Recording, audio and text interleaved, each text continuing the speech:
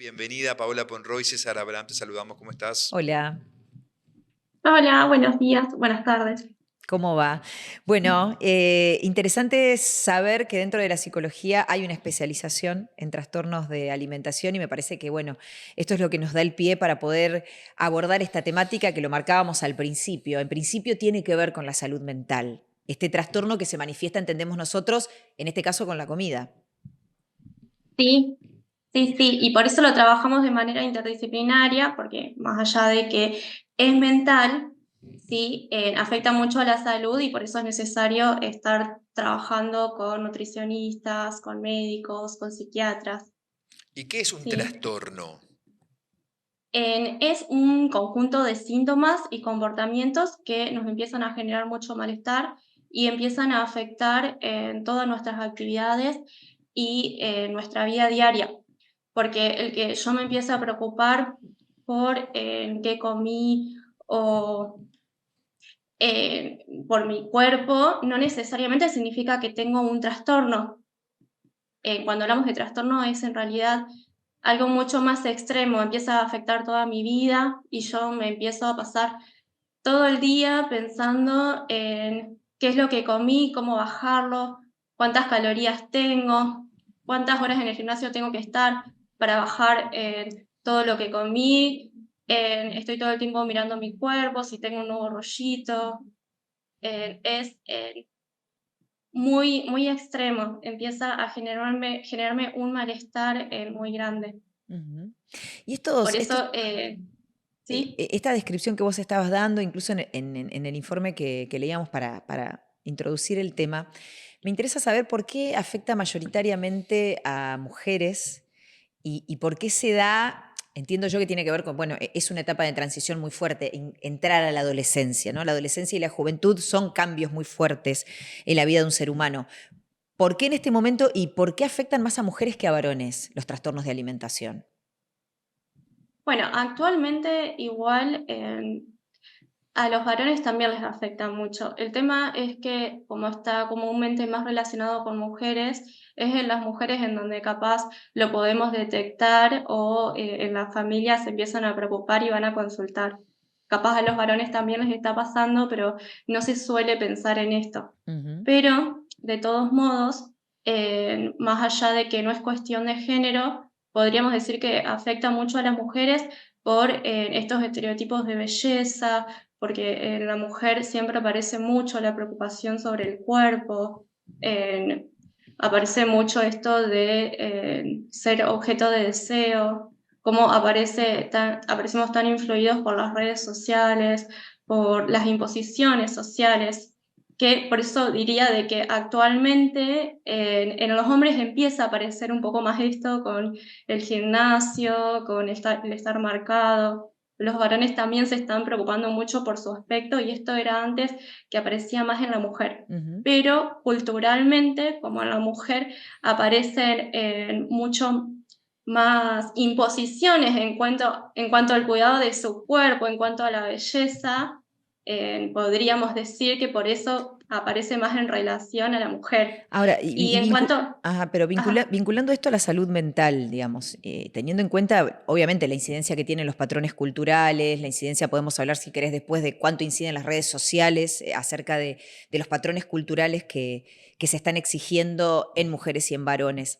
Pero teniendo en cuenta que es un trastorno y que se llega a pedir asistencia psicológica, podemos hablar también de que puede suceder que haya algún adolescente que lo que esté teniendo tiene que ver con cómo se afianza ante la vida, con un trastorno que tiene que ver con, bueno, con su identidad, digo, pensando en el cambio de etapa también. sí, sí, porque en la adolescencia aparece esto de los cambios corporales, entonces yo tengo que empezar a adaptarme a mi nuevo cuerpo, a hacer frente con mi nuevo cuerpo, empezar a adoptarlo, a incorporarlo, a quererlo, Y salir a a comerse la ir vida construyendo. también, me parece, ¿no? Sí, Es muy loco, un trastorno de alimentación cuando en la adolescencia lo que te piden es salir a comerte la vida, en definitiva. claro, tal cual, de manera muy simbólica, sí. Pero de todos modos es importante aclarar que más allá de estos patrones de belleza y que en los trastornos alimenticios aparecen esto de tener este cuerpo ideal, este cuerpo hegemónico, en realidad, de fondo, más allá de que este trastorno, como muchos trastornos, es multicausal, no es necesariamente por una imposición social, sino que cuando hablamos de un trastorno alimenticio estamos diciendo que de manera más inconsciente la persona hay algo que le está pasando en su vida o muchas cosas que le pasaron que no las puede expresar y las empieza a expresar, esto de manera muy inconsciente, en descargándolas a través de la comida. Entonces, no es solo que tiene miedo a engordar, sino de que, como yo siempre digo, buscamos hacer hablar el síntoma, porque no es el miedo a engordar, es el miedo al rechazo, es el haberme sentido rechazada en muchos momentos, es el tener miedo a que no me quieran, que es mucho más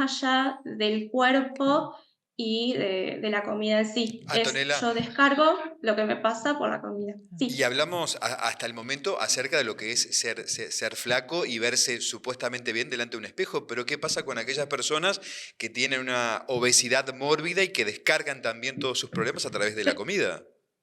Claro, por eso es eso lo que estaba diciendo, Claro, que esto justamente que vos decís, cuando aparecen lo que llamamos los atracones, esto de me siento muy mal, muy angustiada y empiezo a descargar con la comida, comiendo todo lo que encuentro, que lo podemos relacionar como un alcohólico descarga tomando alcohol.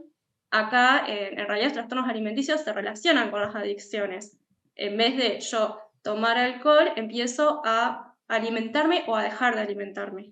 Ujú. Y es de la misma manera, es tratando de tapar o procesar de una manera no sana algo que me está pasando, que tiene mucho más que, tiene lo que tiene que ver no necesariamente con la comida. La comida es una descarga. ¿está Ujú. Y relacionado el cómo me veo directamente en el... con la bulimia y la anorexia? ¿Cómo? ¿Está relacionado directamente con la bulimia y la anorexia? ¿Los trastornos alimenticios? Sí.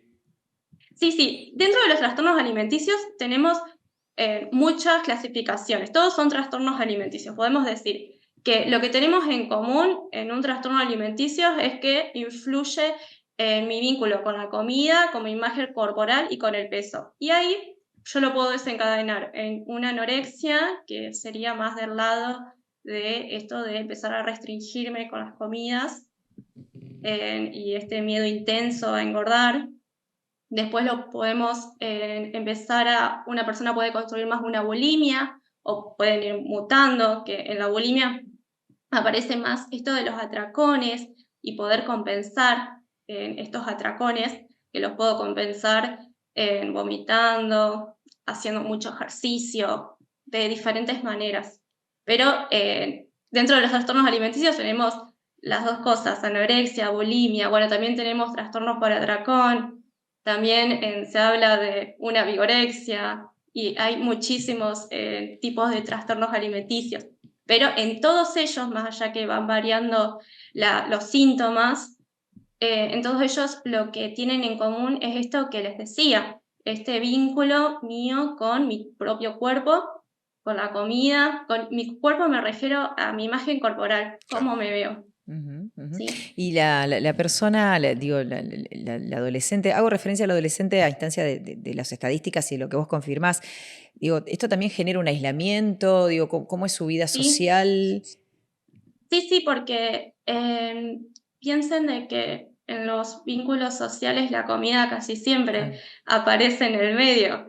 Entonces, la persona tiene mucho miedo de enfrentarse a la comida, ya sea tanto por no querer comer o por el descontrol. Entonces empieza a evitar encuentros sociales porque puede haber comida.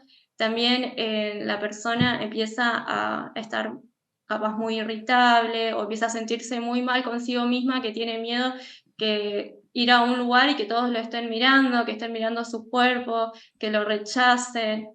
Piensen de que en este trastorno los pensamientos obsesivos me invaden todo el día y todo el día pensando mal de mí. Entonces por eso tiendo a no querer estar con personas porque tengo mucho miedo de lo que puedan pensar de mí y también tengo miedo de enfrentarme a la comida y delante de muchas Claro, personas. claro. Por eso generalmente se aíslan y no se encuentran ni con amigos ni con familia.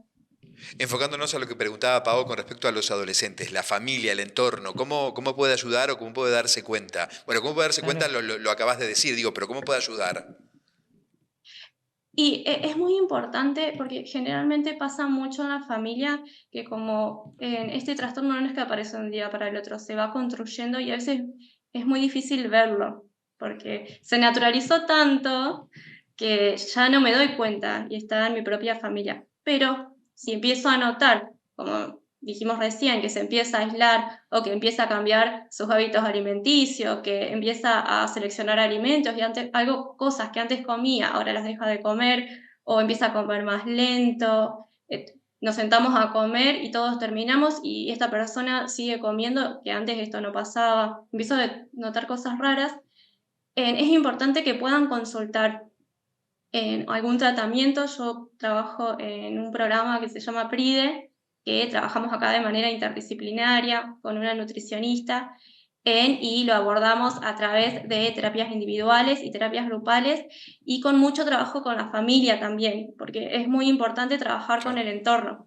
Y sí, creo que no hay otra ¿sí? manera. claro. Te iba a preguntar con respecto a esto, digo, de cómo ir detectando, a propósito de esto que vos decías, que el cambio no es de un día para el otro, y además estamos en un momento donde también hay como otro nivel de conciencia en cuanto a la alimentación, donde los adolescentes y los más jóvenes toman conciencia de esto. Y muchas veces puede suceder que en casa tenemos un adolescente que decide comer sano, que decide comer solo frutos secos, solo, digo, saca Sí. harina, saca azúcar, saca una cantidad de alimentos que sabemos que no son buenos, pero que quizás detrás de eso puede llegar a estar enmascarando algún tipo de trastorno. Pienso en un adolescente que a lo mejor come muy saludable, que va al gimnasio 3, 4 veces por semana y a lo mejor está enmascarando algún tipo de trastorno detrás de esto.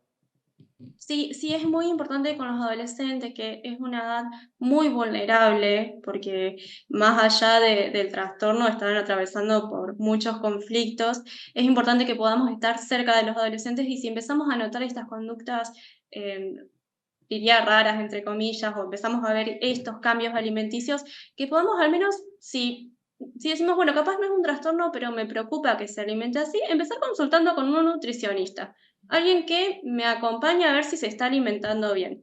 ¿Sí? Muchas veces tenemos derivaciones de nutricionistas, porque el nutricionista se da cuenta de que más allá de querer comer sano, hay ideas de fondo. Entonces, capaz, puedo consultar, sí, con un psicólogo o con un tratamiento más integral, donde como yo trabajo, pero capaz de que yo no pienso que es un trastorno alimenticio, pero me llama la atención su cambio alimenticio. Entonces, por las dudas, no está de más poder hacer una interconsulta con un nutricionista, Estar atento porque ahí a Qué todo eso. interesante hacer la sí. consulta y ya nos estás dando el pie para lo que sigue aquí en el programa y que tiene que ver con el abordaje interdisciplinario. No concebimos desde PIP otra manera de poder abordar a un ser humano que no sea con diferentes miradas y con diferentes especialidades. En este caso, con vos, desde la parte psicológica, que es la base y clave para poder atravesar este trastorno, que me parece importante marcar, tiene solución, que se puede abordar Sí. y que la persona involucrada puede superarlo. Sí, sí, sí, por eso necesitamos en cada adolescente, o incluso, eso quería decirles que incluso tenemos consultas desde más temprana edad, hay niños que ya empiezan a tener rasgos, porque no hablamos de trastornos cuando hablamos de niños, sino como rasgos, es importante poder consultar siempre y poder acompañarlos, que tengan una niñez y una adolescencia dentro de lo que se pueda sano. Qué Antonella, bien. ha Sí. sido un placer esta entrevista. Muchísimas gracias por tu tiempo dispensado. Bueno, gracias a ustedes. Muchas gracias.